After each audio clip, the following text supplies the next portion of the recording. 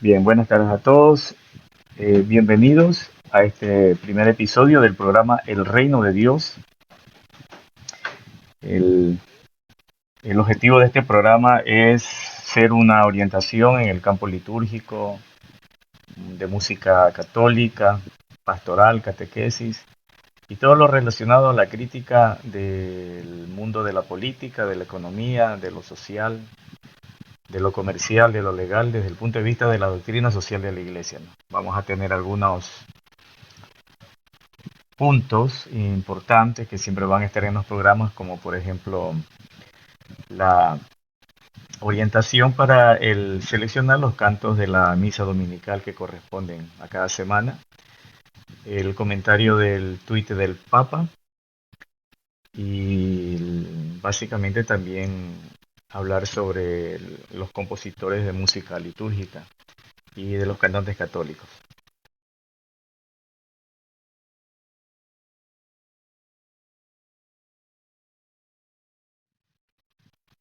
Este domingo 13 de junio propiamente empieza lo que es el tiempo ordinario en el año litúrgico de la Iglesia Católica.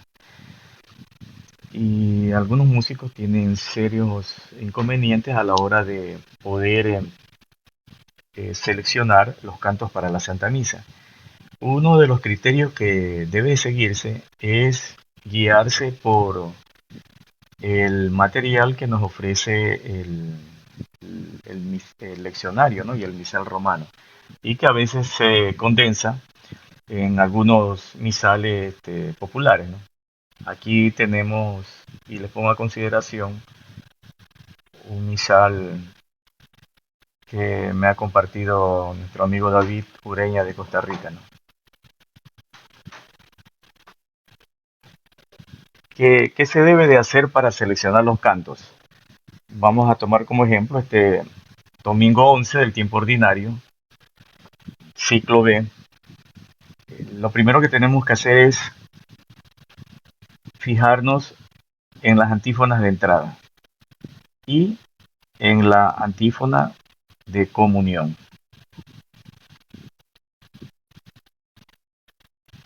La comunión. Eso en primer lugar. ¿Por qué? Porque estos son los cantos oficiales para este domingo. Antiguamente cuando existía la misa en latín, estos eran los cantos que el organista entonaba en la misa que le correspondiente, ¿verdad? Se llamaba antífona de entrada o de introito. Este antífona de entrada dice lo siguiente: Oye Señor mi voz y mis clamores, ven y me ayuda, no me rechaces ni me abandones, Dios Salvador mío. Hay material muy bueno, poco pero muy bueno en la web, que han musicalizado estas antífonas, ¿verdad? Pero ¿qué tal si el músico de iglesia no conoce la melodía o no sabe partitura? La iglesia recomienda seleccionar o elegir un canto apropiado, ¿no? Que más o menos desarrolle, en primer lugar, el mensaje de la antífona de entrada. Es un extracto de un salmo de súplica. Y la antífona de comunión indica la siguiente idea: una sola cosa he pedido y es lo único que busco, habitar en la casa del Señor todos los días de mi vida. Por ejemplo, un canto apropiado que se me ocurre para reemplazar esta antífona sería el Salmo 121, por ejemplo. O qué alegría cuando me dijeron vamos a la casa del Señor. Otro criterio que se puede seguir son las oraciones. Tenemos en toda misa lo que se llama la oración colecta, la oración sobre las ofrendas, está acá, y la oración de la comunión, está acá. Si ya con eso, si ya con este criterio es a veces un poco difícil seleccionar el canto, nos vamos a las lecturas. podemos escoger el tema central de todas las lecturas, que se resume casi siempre en el aleluya, en la aclamación del aleluya. Aquí dice, la semilla es la palabra de Dios y el sembrador es Cristo. Todo aquel que lo encuentra vivirá para siempre. Ya con esta antífona del aleluya podemos tener una idea un poquito más clara de qué cantos podemos seleccionar. La semilla es la palabra de Dios y el sembrador es Cristo. Podemos seleccionar entonces o buscar cantos que desarrollen la idea de la semilla como palabra de Dios o la idea del sembrador, que es Cristo.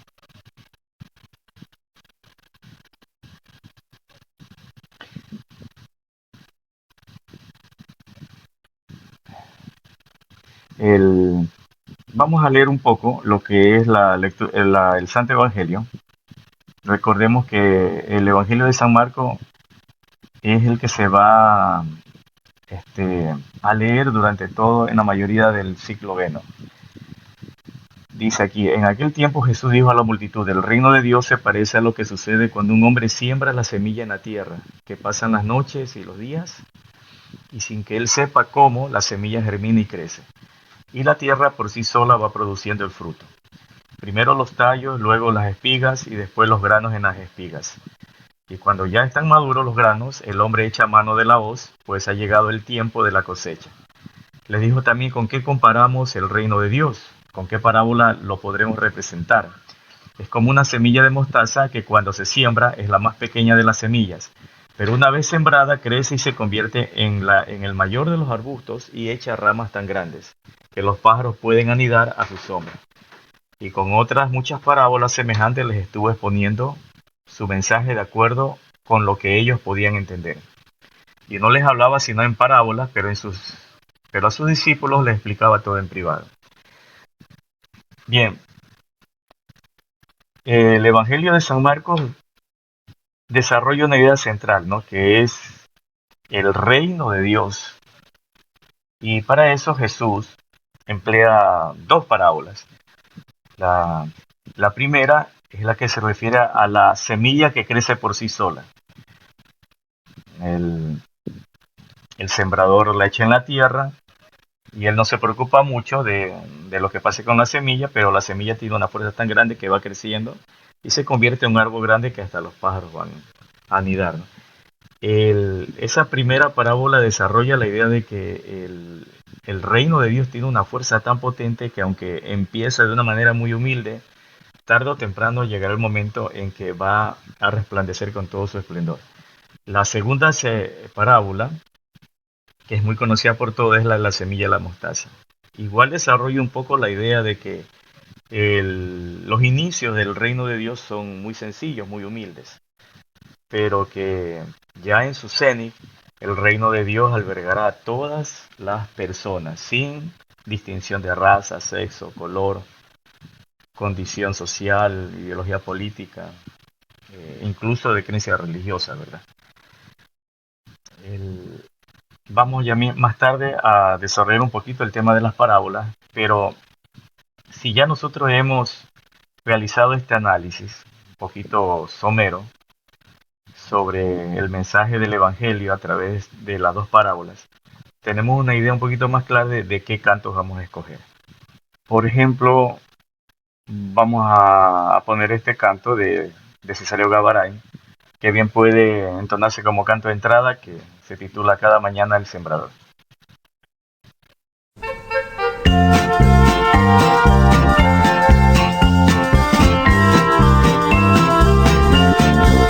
Una mañana el sembrador salió a los campos para sembrar. Una mañana el sembrador sembró en mi vida su bondad. Cada mañana el sembrador sembrando está en mi corazón. Cada mañana el sembrador espera el trigo de mi amor. Una Una mañana el sembrador sembró el camino y el pedregal. Una mañana el sembrador no pudo entrar en mi heredad. Cada mañana el sembrador sembrando está en mi corazón. Cada mañana el sembrador espera el trigo de mi amor. Una mañana el sembrador en tierra buena quiso sembrar. Una mañana el sembrador tan solo espinas pudo hallar. Cada mañana el sembrador sembrando está en mi corazón. Cada mañana el sembrador espera el trigo de mi amor. Una mañana el sembrador en cada grano bien quiere hallar. Una mañana el sembrador sembró en mi vida con afán. Cada mañana el sembrador sembrando está en mi corazón. Cada mañana el sembrador espera el trigo de mi amor.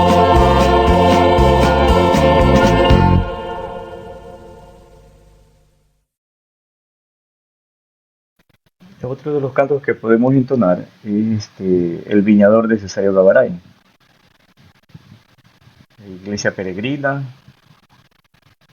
para la presentación de ofrendas u ofertorio, con amor te presento Señor, o solo tú tienes palabra, o tu palabra me da vida, el Salmo, tu palabra me da vida, y para la salida, Madre del Redentor y María la Madre Buena.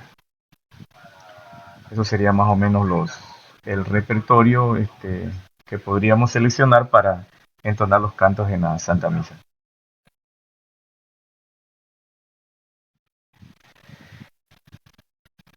El día 7 de junio, el Santo Padre había escrito: no puedes partir el pan del domingo si tu corazón está cerrado a los hermanos. No puedes comer de este pan si no das pan al hambriento. No puedes compartir este pan si no compartes los sufrimientos del que está pasando necesidad. Lógicamente, este mensaje del Santo Padre se refiere a la Eucaristía, ¿no? Que pone la palabra pan con mayúscula, pan del domingo, es decir, la Eucaristía, la comunión. Es muy posible y de hecho hay personas que comentan mucho los tweets del Papa, pero que no tienen una formación cristiana o católica para poder comentar o compartir estos mensajes, ¿no? Y lo toman desde otro punto de vista, a veces desde el punto de vista político, social, económico. Por ejemplo, tenemos este tweet. Dice ahí Iván Gen: pero el Vaticano no parte el pan con los necesitados. El Vaticano da ni un bocado al hambriento y no comparte los sufrimientos del que está pasando necesidad. Y el Vaticano, con uno de los bancos más ricos del planeta, con miles de millones en sus arcas, eso no lo cuenta el Papa. Bueno, hay personas que desconocen, tal vez por no investigar, incluso en las redes sociales, de una realidad que en Europa ya la tienen sobreconocida.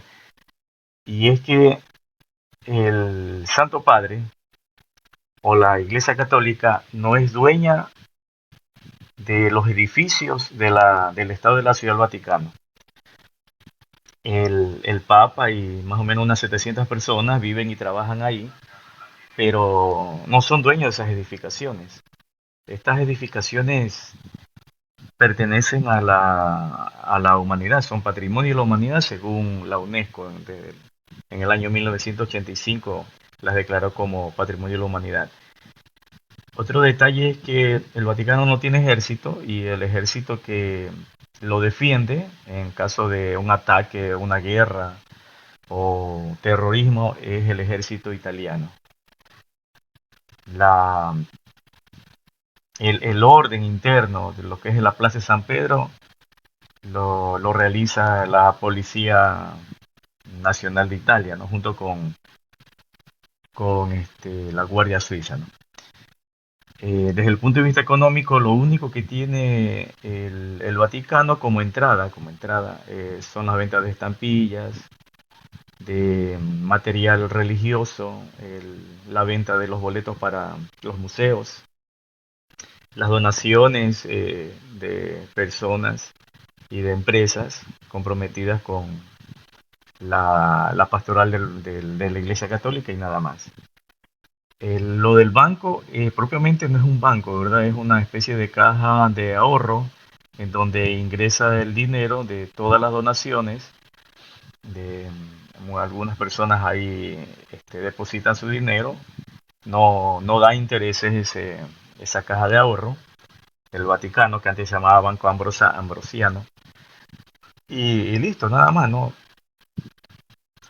Sería muy absurdo de que el Papa diga, bueno, vamos a satisfacer el hambre en África y voy a vender la Plaza de San Pedro.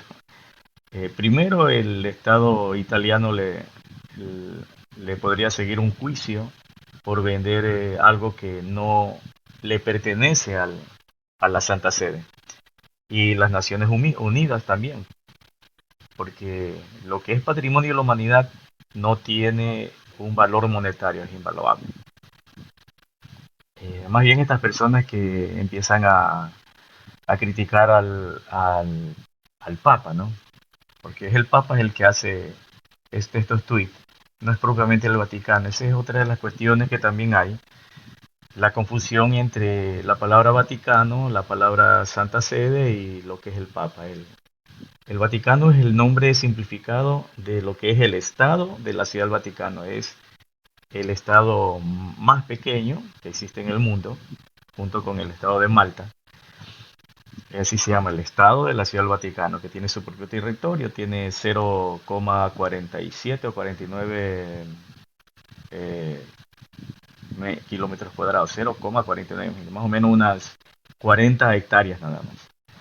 Y está dividido en cuatro partes, ¿no? La parte de al frente, que es la Plaza de San Pedro, al fondo la Basílica de San Pedro, en el lado derecho están los museos, son cuatro museos de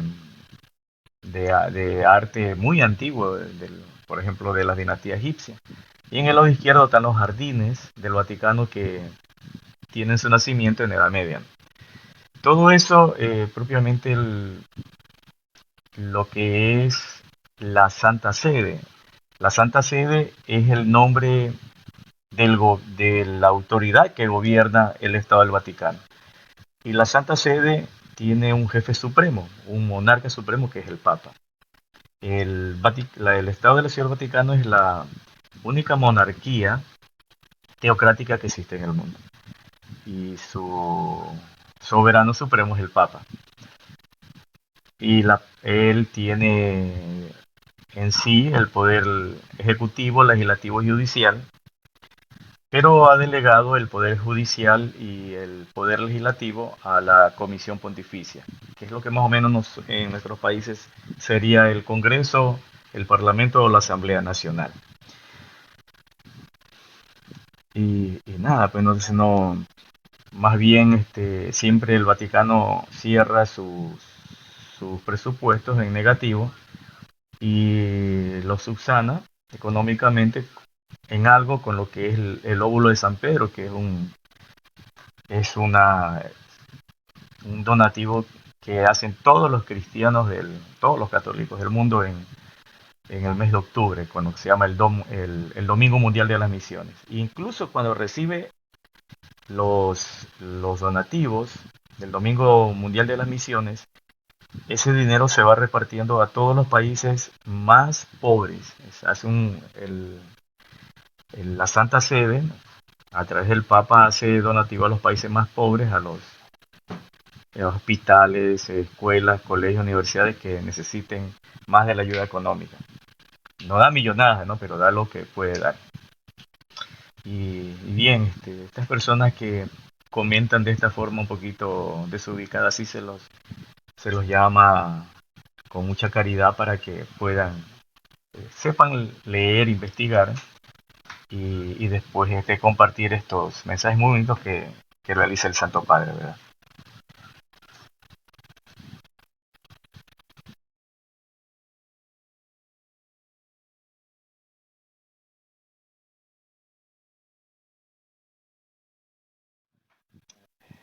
Como les decía, uno de los compositores de música litúrgica más famosos es Francisco Palazón, que nació en España, en Madrid, y que tiene una amplia trayectoria no solo como estudiante de música sacra, sino también como profesor, y además porque también fue el fundador de la Escuela de Música Sagrada del Instituto Superior de Ciencias Religiosas y Catequéticas. Tiene cerca de 600 composiciones durante toda su vida y posee una treintena de discos de música religiosa publicadas por Ediciones Paulina, ¿verdad? Actualmente parece que los derechos de autor de Francisco Palazón los tiene OCP, ¿no? Una de las, quizá una de los discos que más nosotros hemos escuchado es el que dice Alrededor de tu mesa. Lamentablemente no podemos poner los cantos porque tienen derecho de autor, pero aquí podemos contar, por ejemplo, los cantos, el Gloria, muy conocido en nuestro medio, en las misas dominicales. Gloria a Dios en el cielo y en la tierra paz a los hombres que ama el Señor. El canto Alrededor de tu mesa.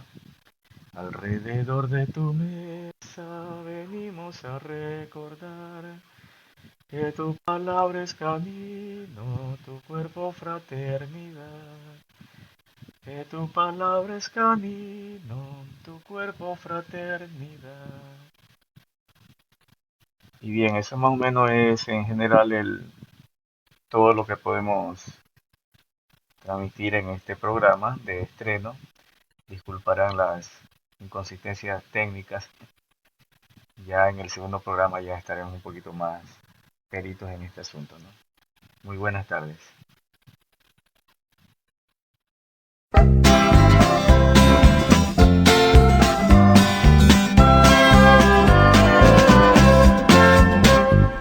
Por los caminos sedientos de luz, levantándose antes que el sol, hacia los campos que lejos están, muy temprano se va el viñador.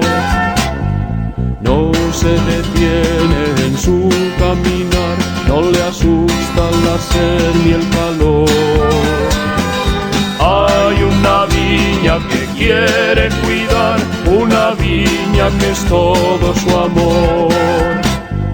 Dios es tu amigo, el viñador, el que te cuida de sol a sol. Dios es tu amigo, el viñador,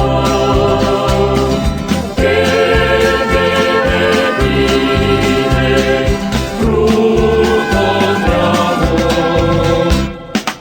El que protege con un valladar levantado en tu derredor. Quita del alma las piedras del mal y ha elegido la cepa mejor. Limpia los surcos con todo su afán y los riega con sangre y sudor. Dime si puede hacer algo más por su viña el viñador. Dios es tu amigo, el viñador,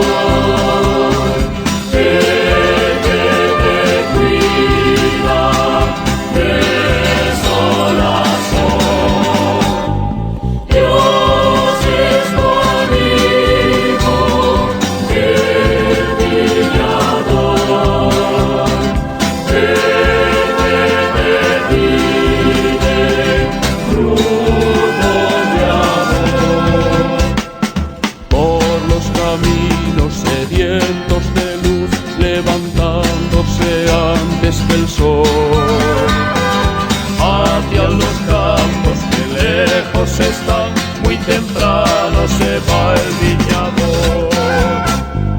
Solo racimos de amargo sabor ha encontrado en tu corazón.